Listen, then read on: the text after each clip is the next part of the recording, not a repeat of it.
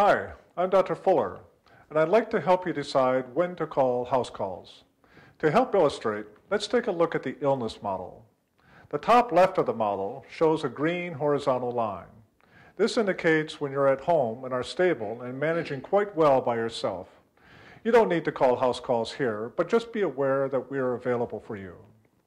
But if you get sick and your health starts failing, as shown with the yellow caution line, then that's the time to call house calls.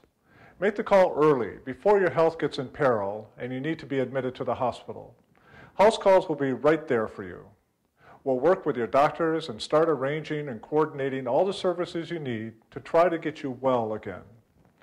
Another time to call house calls is when you've been in the hospital and are going to be discharged home and need help recovering. This is shown on the right-hand portion of the diagram.